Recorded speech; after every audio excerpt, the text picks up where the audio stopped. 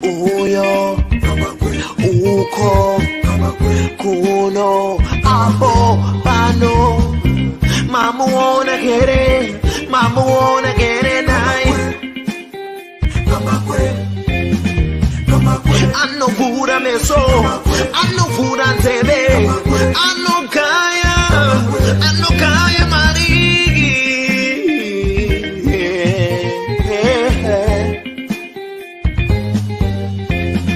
Kama kwetu tikom, bora kwetu tikom usasai. Kambakwe uyo anotara mari anogaya mari garai mamunzwa pane nyaya pano zvamunoda kunzwa zvinotaurwa pano madiko kumunzwa mugova ne.com. Kambakwe vanogaya mari vanotaura mari vanosiya mari. Kambakwe vanotaura feya kuti pamberi zvichafamba sei vanomuterere zvikubatsire.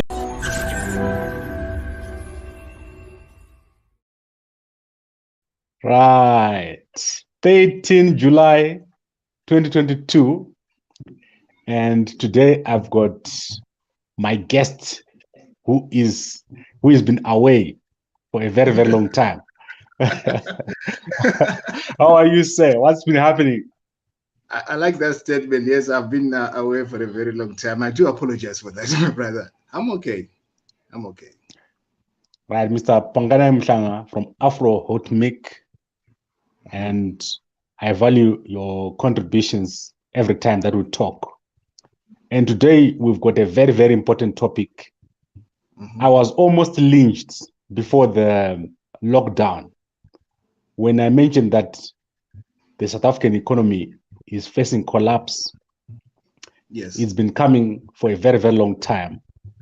Yes. And now we're at a critical stage. And I give this country no more than a year before we see total collapse of the economy. I've said this since before the lockdown. So let's unpack what's happening here. Load shedding is the biggest issue. Yes, load shedding is the biggest issue. The biggest sign of all this collapse. Yes, thanks, Koma. Thank you very much, Pardon. And I would want to welcome also the viewers right here on Gambakwe. Thank you guys for the support. You know how things are. And we're just going to unpack on the economic situation in South Africa and also put in perspective how it affects foreigners, I think, to make it easy for people to understand exactly. So, when it comes to load shedding, that's a very tricky part because you realize that I wanted to do factor by factor that is affecting the South African economy, but then I realized they are all linked, all of them. And when you look at load shedding, I think last week we were going for like 8 hours without electricity right here in South Africa.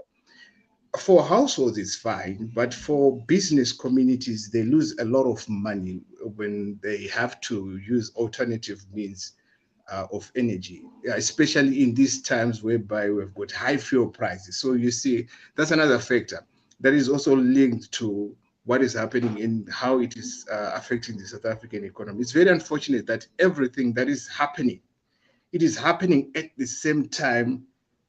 I cannot say the word right moment, unfortunate moment for South Africa, because there are a lot of factors here. We've got I think let me stop you there. Let me stop you there. Right. Load shedding, 6 hours a day across the country.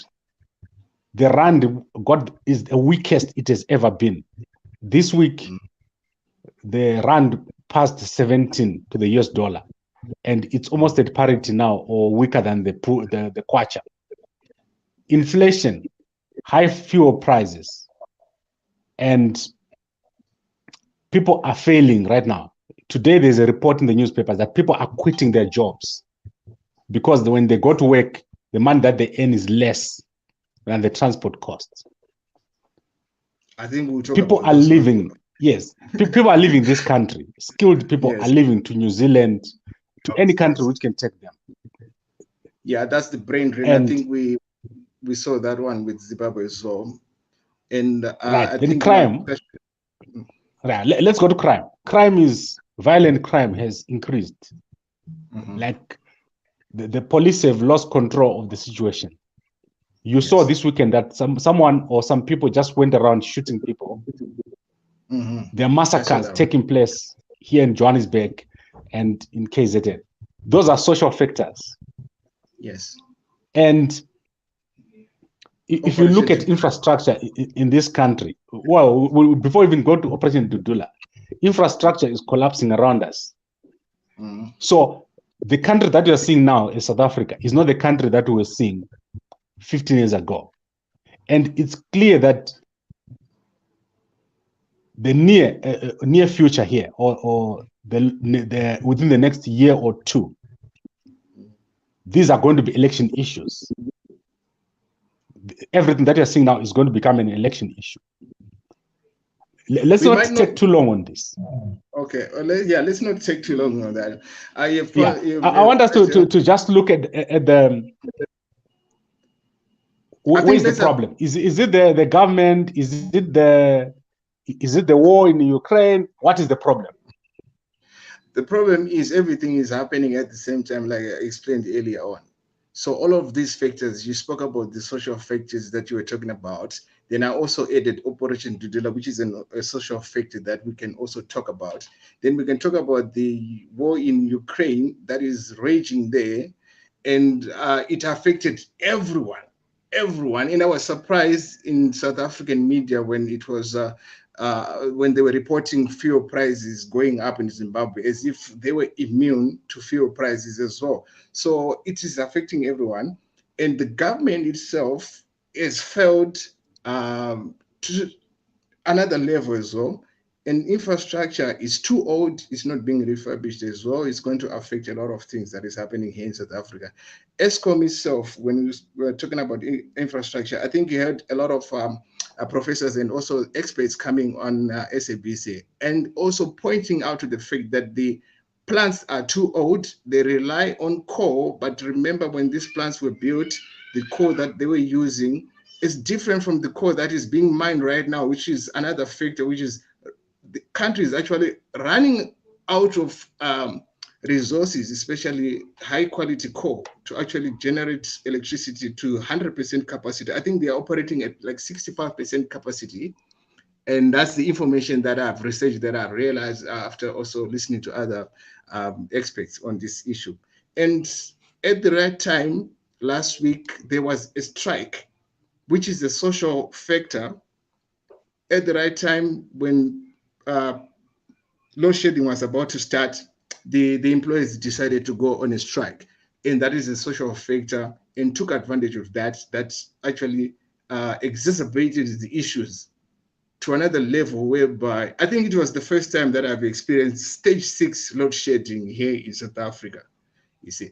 And when we're talking about the rand, I think, pardon, you touched on the rand. I do not believe that I've seen the rand performing any level lower than what Jacob Zuma had, his Jacob Zuma regime had. This regime has always had that wayward and unstable exchange rate.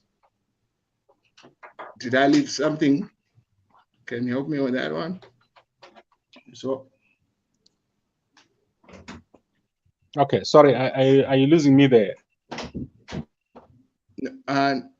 Here on my side, I'm okay, but yeah, but you're back now.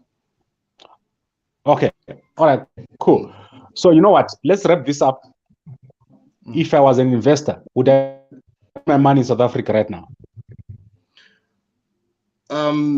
It's quite tricky. The environment is very toxic. And then we have to talk about what the social factors like Operation Dudula. As it stands right now, it is targeting certain group of people. That's what is the mandate, which we can say is targeting Zimbabweans, right? But other races, for now, they are not being affected. Other investors, other foreigners are not being affected by Dudula. And so investors, a reasonable investor will be asking themselves, what's going to happen to us if Operation Dudula actually succeeds to get rid of all Zimbabweans? And then they will go to another level and start targeting other foreigners as well. So that sentiment, it represents the feeling of South Africans towards foreigners. Right now, it's targeting Zimbabweans, but the Dudula, it's representing how South Africans feel about Zimbabweans, but foreigners in general. Then, when you look at the protests, we always talk about why South Africans, it's good to have freedom like what South Africans have. It's good and bad at the same time. But I think sometimes there's an abuse of such freedoms when it comes to protests. I think people just go in the streets and protest sometimes over unjustifiable reasons. Like I said, the ESCOM thing, but there are also other factors that actually go into play when we're looking at ESCOM. But the N3, I think, the N3 is always blocked by protesters. That's a vital artery to the South African economy because it moves a lot of goods from the ports to distribute the whole of South Africa and SADC as a whole. So if you are an investor, the risk is becoming higher and higher every day. Because obviously, if you're going to be investing in any business, you're going to be looking at the risk, and you're going to be looking at how you're going to be able to mitigate those risks. So when you see that the mitigation of such risk it cannot be done, then it discourages an investor to invest in any country. So it's all about ability to mitigate those things. Yeah. I hear you, and I think I want us to wrap this up now. And I think we're agreed. In the short term, it's clear the collapse is here. The economy is no longer where it was, and the factors cannot be stopped. And we are going to see a reaction in South Africa that you probably don't expect, especially in the coming election. But then I think the issues are bigger than elections. Yeah. The structural issues in this economy, they have been left for too long, especially the power issues. You cannot have an economy like this, experiencing power cuts the way that if you walk at 8 a.m., that's when they cut electricity. And then they bring it at 12. And at all that time, people are not working, which means the situation is getting worse and worse. And there's no correction inside. They cannot correct this problem. The solution that was proposed, which was the nuclear power plants, was rejected. And by now, they cannot start. I think the power issues are going to be the main issue that affects this economy. It's going to make many people say, I'm not going to South Africa to invest in the economy. And then obviously the unrest, I foresee a lot of unrest in terms of you see there are planned strikes right now. Yes, I've seen that. Like I said, we can talk about I think that is going to be, yeah. Are you getting me? We can talk about those planned protests, but I think I explained also, beside these planned protests, there is always an N3 protest that is going on, that is raging on. There is always an Operation Dudula that is raging on, that is going on in South Africa. So these protests, it's that culture. I think at some point, like I like the point that you wanted to go to the point whereby maybe we have to talk about the solutions. But this solution, I think they should also apply to the whole of Southern Africa and the whole of Africa as well. But I believe that at some point, these protests, this culture of protesting, I think at some point should just stop and people should unite and actually understand what is going on, because you cannot blame anybody for the period that is going up. There's a Russia war that is raging on that was started by those people in the West Hemisphere, the Northern Hemisphere, and it has affected everybody. But we could have mitigated those problems if we had managed to invest into getting oil for ourselves. Because what is surprising is the fact that South Africa actually wanted to do fracking. They found some reserves to do fracking, but that development was stopped back in 2014 by lobbyists we were arguing other things with regards to environment and stuff like that. So if South Africa had invested in fracking to actually mine its own oil, like what Zimbabwe has just started doing, then they will be able to mitigate the fuel prices. So these things are all interlinked, and there is a bigger system and a bigger powerful thing that is happening. And I wish we had more time to talk about some of these things, like the Russian war. It's we have got no control over that, but the individual doesn't understand that and goes onto the street and protests and exacerbate the situation even further in destroying the economy. So I think we might come to that point whereby we can say that South Africa might be in a self-destruct mode at this moment right now. Right, Mr. Panganai Mhlanga, I really enjoyed talking to you today. Is there anything else you want to say before we close? Yes, I forgot to discuss the crime, just touch on the crime. I think you see that there's some unexplained deaths that are happening in South Africa. I think you saw that 2 weeks ago before the shooting that happened over the weekend. Those 21 youth that died in that tavern. The death have not been explained. The cause of death has not been identified exactly what happened there. And now these guys, it was like a terrorist attack and stuff like that. So you see that there are other things that are at play that some of us, if we say them, they call us conspiracy theories, and we do not want to go to that road. But the South African economy and the social environment itself and the government, they're not taking these things seriously, and this affecting the economy as well, because they are not finding what's going on, because we should know.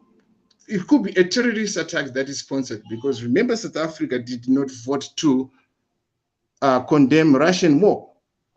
So in the US and the Western countries, they were furious at South Africa over that. And they picked South Africa specifically because they are their main trading partner, and they were expected to vote against the Russian war, and they did not do that. So now I believe they might be under the same CIA regime change operation that we are under in Zimbabwe. And it will be the first time for them, and they have to brace for themselves on this one. Okay. I think the issues that we are discussing here, an average South African does not really understand what is going to happen, what is coming around the corner.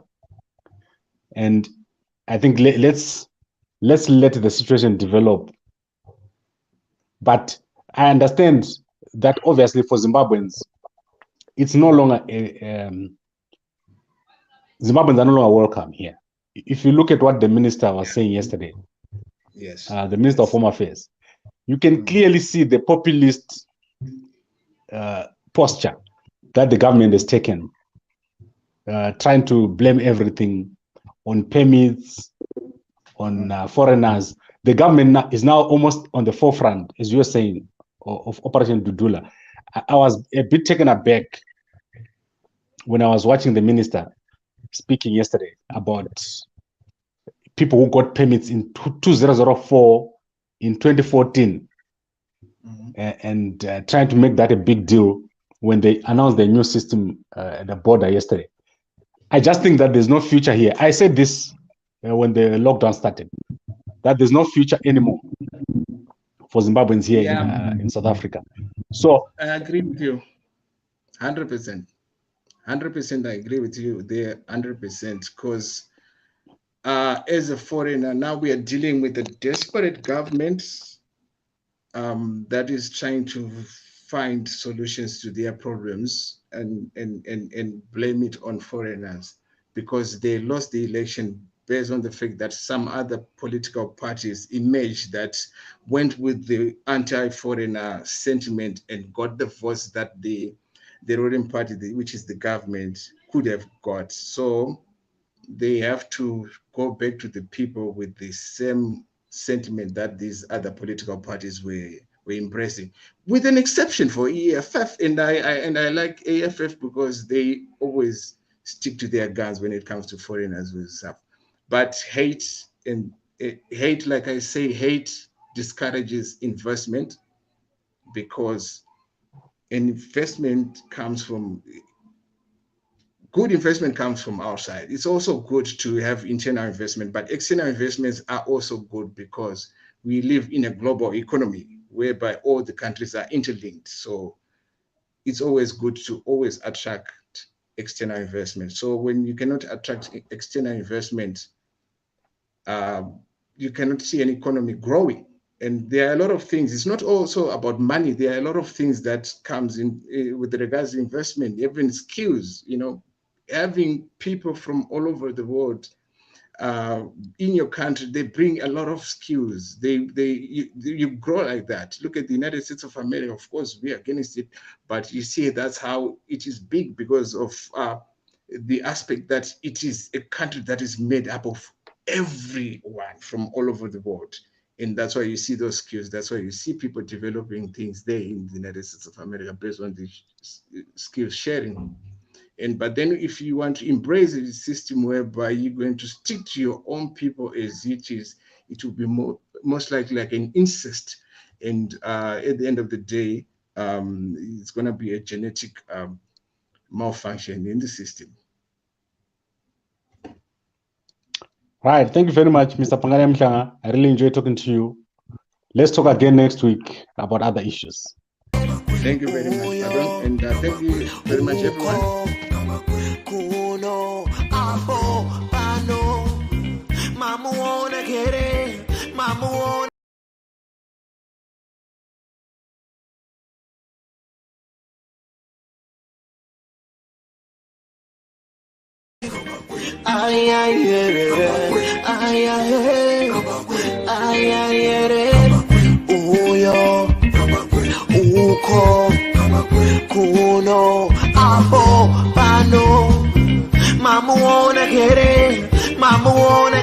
nice.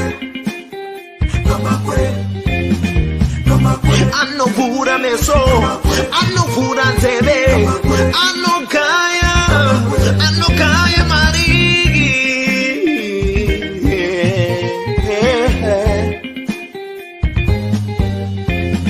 kama kwetu tikom wewe como usasaire kamba kwe uyo anotara mari anogaya mari garai mamunzwa paninyaya pano zvamunoda kunzwa zvinotaurwa pano madiko kumunzwa mugova ne.com kamba kwe vanogaya mari vanotaura mari vanoziya mari kamba kwe vanotaura feya kuti pamberi zvichafamba sei vanhu muterere zvikubatsirei mukufamba kwenyu zvikubatsirei mirai ndikudzei kuti chokwadi pano chizere kamba kwe vanogaya cash vanopa mafacts vanotaura straight vane evidence vane confidence plus intelligence entertainment current affairs and news kamba kwe.com usasarire kamba kwe anogaya mari